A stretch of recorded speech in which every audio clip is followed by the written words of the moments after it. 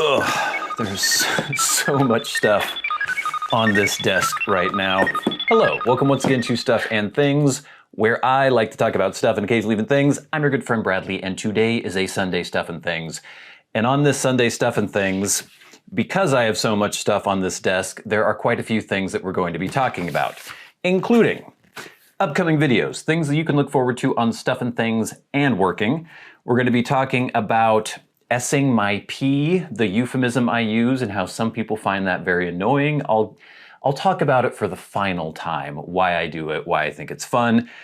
We're going to have a box opening. We have two different boxes. They're both basically from the same company, but one is from teapipes.com and one is from Sutliff Tea Company. We're going to be opening these. These appeared in my P.O. box recently. And then, of course, we will have your questions, comments, and feedback in hashtag askstuffandthings. So let's get into it. All right, gang, so what can you look forward to on Stuff and Things and working? Well, this coming week, we have the review of the Domke F10 medium shoulder bag. A nice little compact camera bag that I have been using literally every single day since I got it. I think I've had it a little over 2 months now, and I bring a camera with me wherever I go now, whether it be my vintage Nikon film camera or my more recent compact digital camera. I always have it in this bag, and I bring it with me everywhere. I bring it to work. I bring it when I go to get coffee. Bring it with me when I go to the store. I always have this bag and a camera inside it. So I think I'm pretty qualified to do a review on the Domke F10 shoulder bag. Little preview of the review. I love it. It's fantastic. After that, we will have a video on my on-the-go pipe kit. This is what I take with me when I enjoy my pipe on the go, and I pretty much always enjoy my pipe on the go these days. So check that out. That'll be the following Wednesday. It's not going to be a review of this pipe roll or anything. It's just going to talk about the things that I carry with me and why I carry them with me, when I carry them with me. After that, we have I can't remember how long ago it was now. I think maybe 4, maybe even 5 years, 2019 perhaps. I reviewed a company's product. It was the Lochby Field Journal and then also their tool roll. And it was this cool wax canvas journal cover. Liked it quite a bit. Recently, they've gotten in touch with me and they sent me 2 more products. Again, wax canvas. And I have them here. This is the Lochby Quattro. It's a pen holder, fountain pen holder. I'll show you that. Got 4 pens in there. Holds them nice and securely. And then we have this. This is the Lochby Venture Pouch. Kind of a double-sided, I cringe at the term EDC, but I guess you could call it that, an EDC pouch. And I'm gonna be doing an overview of these 2 products. Pretty cool stuff. I really like how the Lochby stuff is constructed.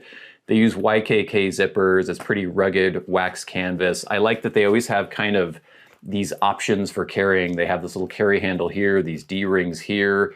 Everything seems really well thought out and just really nice, high quality. I really like the lining that they have. It's kind of this nylon lining with this honeycomb pattern.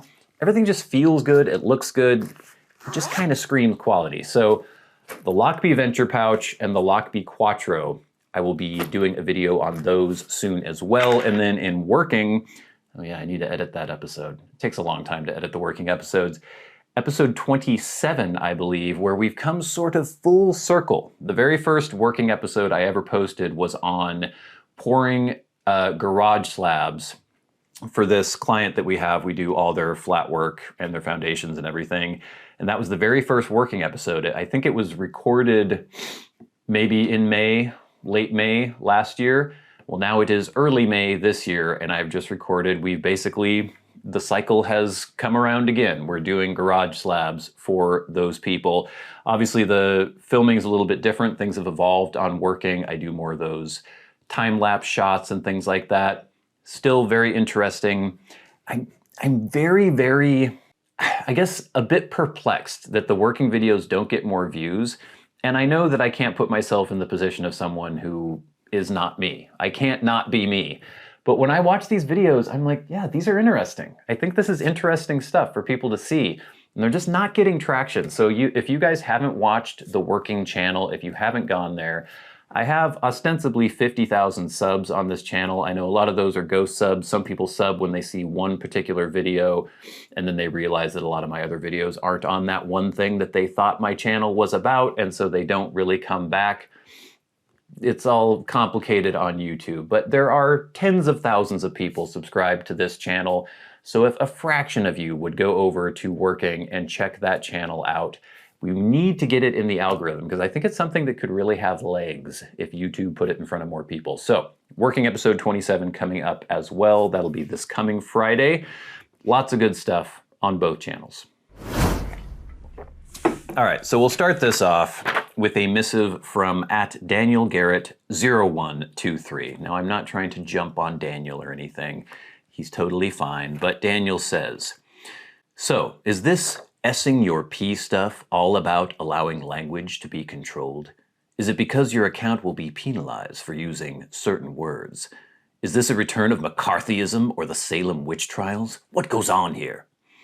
Now, Daniel's comment is totally fine. Again, I don't have a problem with Daniel. But there are a lot of comments that I get whenever I say essing your pee or pipe tea or things like that. Some people get so up in arms about it, and that's fine. If you have an opinion, that's your opinion. But I just want to reiterate here, the whole thing started, it was probably a couple years ago now. Initially, there was this wave, and I guess this was probably about 5 years ago, there was this wave of demonetization that was going on YouTube, where basically all my pipe content was starting to get demonetized.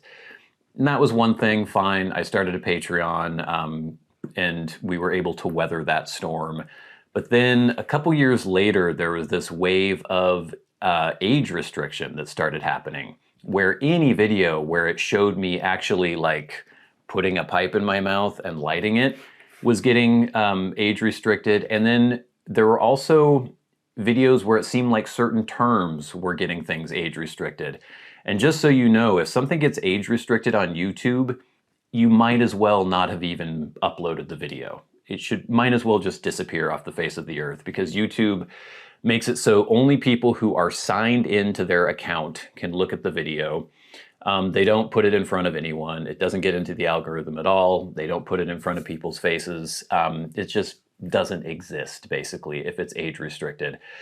And so I was trying to figure out, how can I prevent the age restriction from happening? Because I was already not even trying to monetize any videos that were about the pipe hobby, because it was pointless. So I just figured, hey, I have a Patreon. If people want to support those kind of videos, they can support me on Patreon, and I'll keep posting those videos, won't even try to monetize them. And that was fine, but then when it got to the point where just having pipe hobby stuff in the videos was getting them age restricted, I had to figure out, how do I prevent this from happening? One of the things I decided was that actually using a lighter to light the pee seemed to have something to do with it, so I stopped doing that. The other thing was certain terms seemed to have an effect. It's hard, you never know for sure what's going on, because YouTube's system is very opaque. And some people would be like, well, how dare you bow to this censorship? I have to put videos on YouTube. People say, oh, use Rumble. I've tried Rumble. I had someone from Rumble reach out to me and walk me through the whole process of trying to put my channel on Rumble.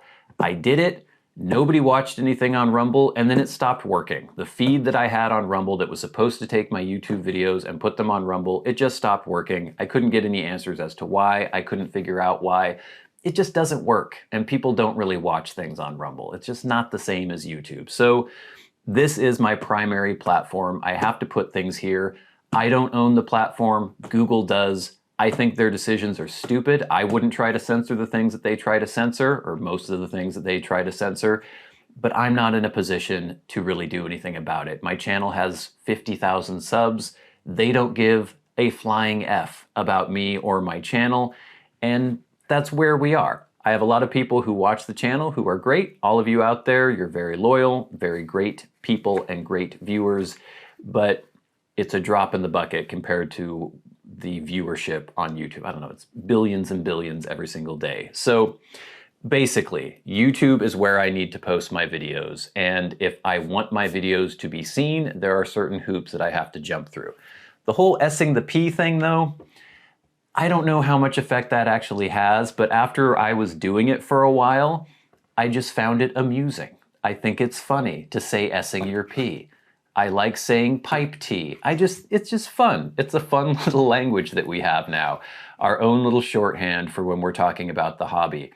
So relax, it's fine. I know it's irritating that YouTube wants to censor certain things, but you know, this is an example of taking lemons and making lemonade out of it, in my opinion, because I think it's funny and fun to say S-ing your P. And again, that's probably part of my immature plurality coming through. Is plurality a word? Puerile is a word. So maybe it's a little middle school to snigger at somebody saying S-ing your P, but I think it's funny. So just relax. It's not the end of the world. It's our own little language that we use on this channel. All right, gang, we're already going long here, and we haven't even opened these packages. This is from the Sutliff Tea Company. This is from teapipes.com, basically the same entity. I have got, might be draggled Mora here. We're gonna chop into these babies and see what we've got. Which way do these open? I think this way, perhaps? Maybe?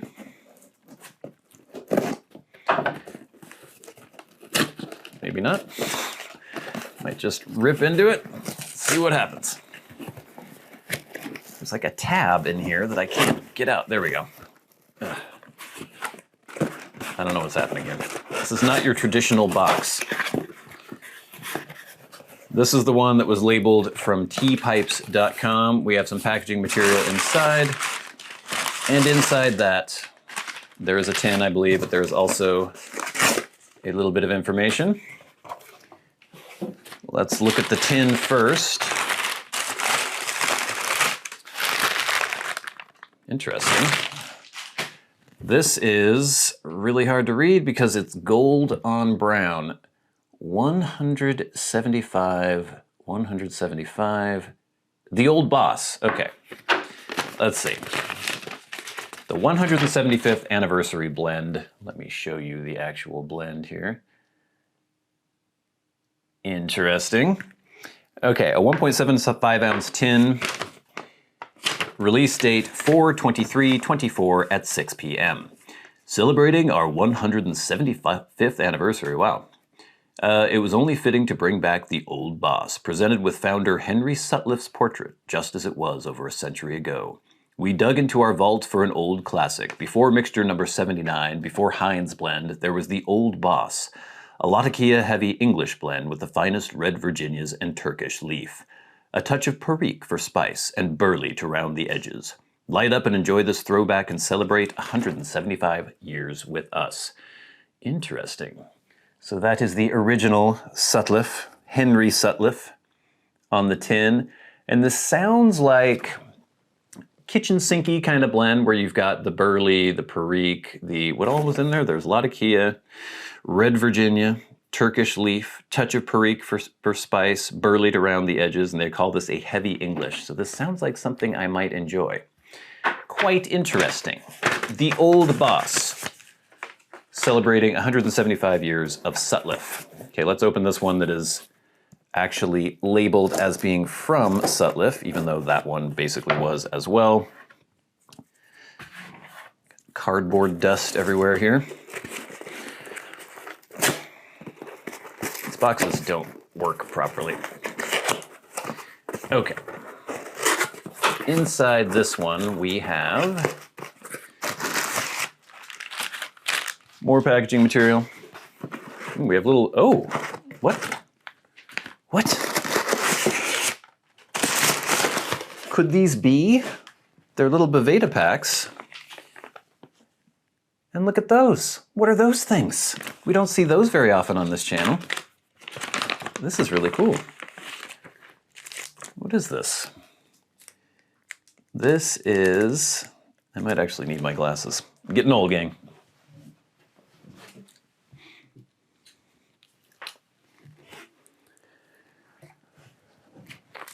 Let's Still kind of hard to read. Again, the gold on brown. It is Seattle Pipe Club Plum Pudding Special Reserve Cigar. That's kind of wild. I don't know if you'll be able to actually see that in camera, maybe. So yeah, these are 2 plum pudding cigars. Fascinating. I did not know this was going on. Actually, no, I did hear about this, and I forgot about it. But that is really cool. All right, we're gonna have to do a video on these at some point. We should do some cigar stuff as well. See, that's another word. I don't know if I can say it.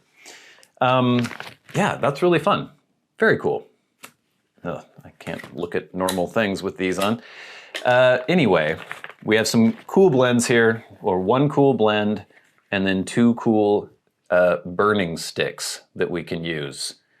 Plum pudding and the old boss. Cool. All right, gang, but we are really gonna run long here, and we have to get to some of your questions. And then in hashtag #AskStuffandThings, remember, if you have a question for me and you would like it answered on the Sunday Stuff and Things, okay, tweet at SAT Bradley with the hashtag #AskStuffandThings, and I will do my best to answer your question. You can also write to me via Patreon. If you're a Patreon supporter, go right to the front of the line. You can hit that super thanks button under this video and go right to the front of the line, or you can leave questions, comments, and feedback in the comment section of my YouTube videos. I was doing so well there. First, we have a missive from Sean Rees from Patreon. He is a very generous patron there. Sean says, "Dear Bradley, I send my prayers and thanks for contributing to our hobby. I was thinking of my favorite tea, which is Peterson Irish Flake. It is for sure my daily blend. I love the flavor profile of the dark fire, air-cured Burley, and flue-cured Virginia. To me, it is both sweet and strong, and I think I also detect a bit of anise, but maybe it's just my mind thinking that. I mean, it would have to be your mind thinking that. The nicotine is also very satisfying. Like you, I also enjoy it with coffee. I was curious if you find yourself returning to the Flake as well. I know it is not your favorite, but is it in your top 10? Your reviews were always really favorable. Also, I was curious if you thought the blend has stayed consistent or if you thought it has changed, as some have thought. Best wishes, Dr. Graybow." Oh, maybe I shouldn't have said Sean. I really, really enjoyed Peterson Irish Flake.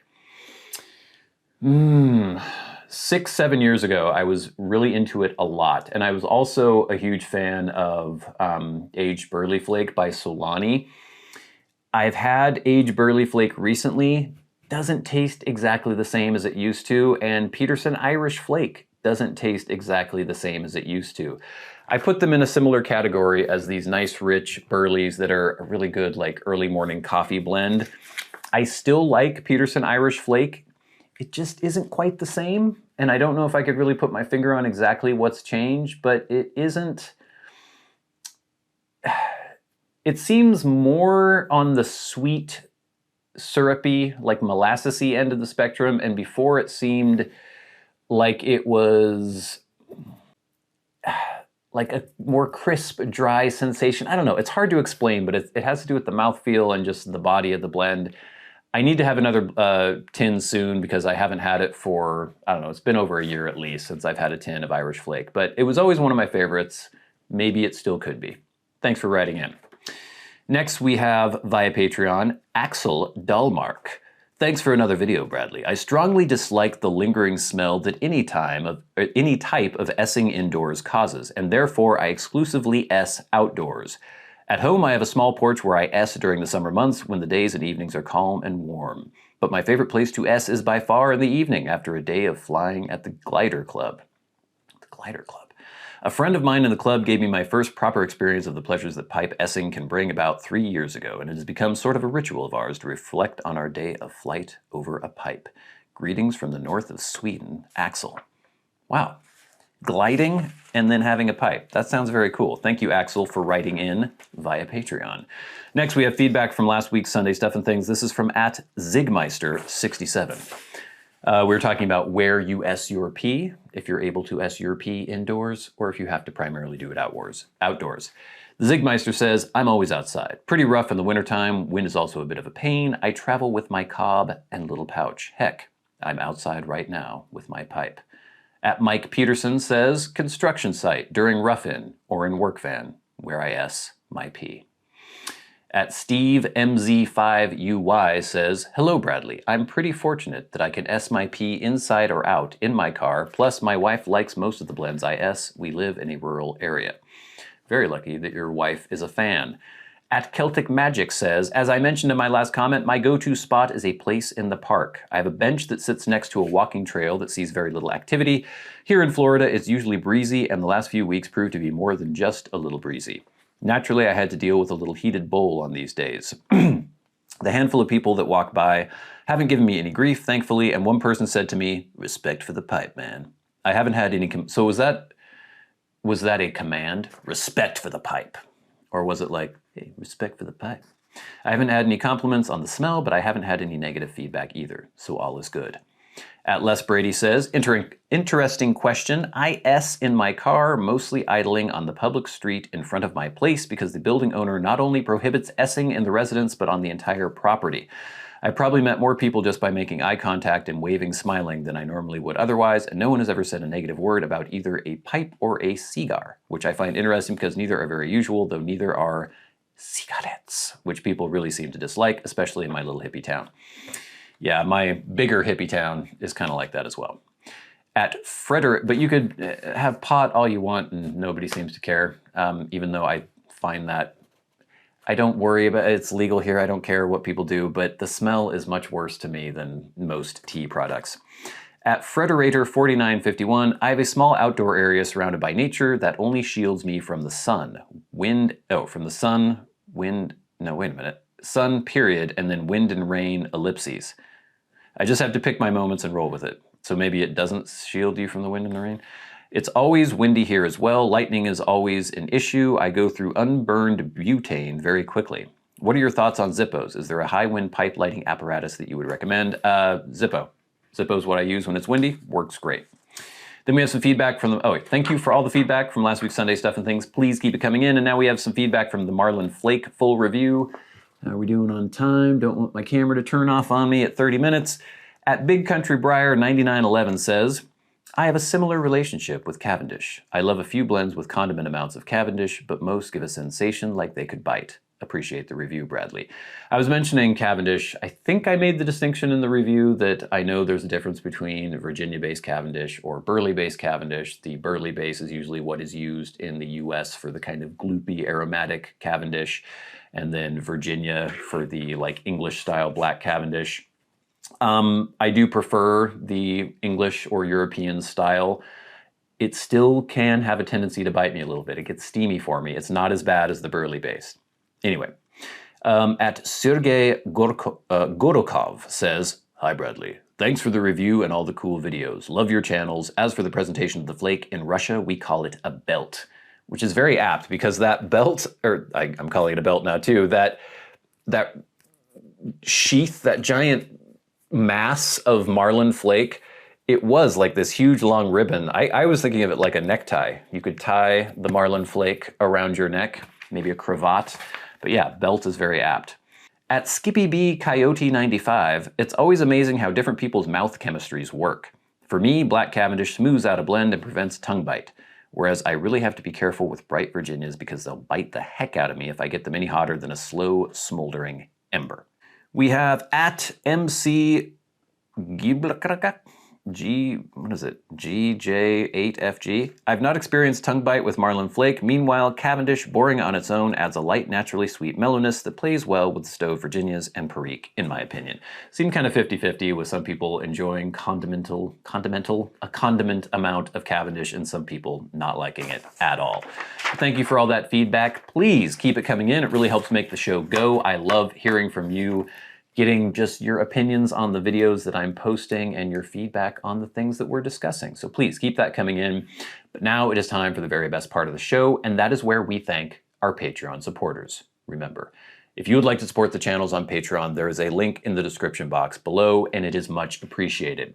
As we mentioned before, many videos that I post on YouTube cannot be monetized because they deal with the pipe hobby. And if you like those kinds of videos and you want to keep them coming from me, you could support us on Patreon.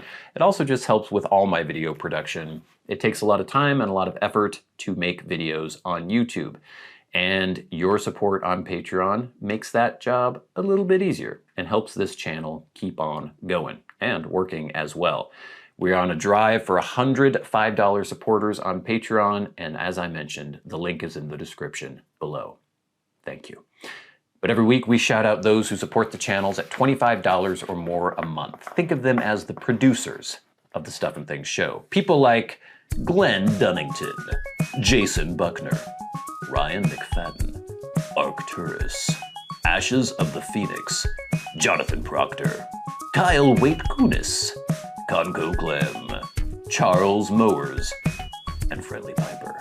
And of course the Maniacs, the crazy people who support the channels at $100 a month, people like Bob Magee. And we'll never forget our dearly departed friend and perpetual Hall of Fame member, Peter Straub. Gang, thank you so much for watching. Please stay tuned for all the good stuff coming up. As I mentioned, Domke F10 shoulder bag review.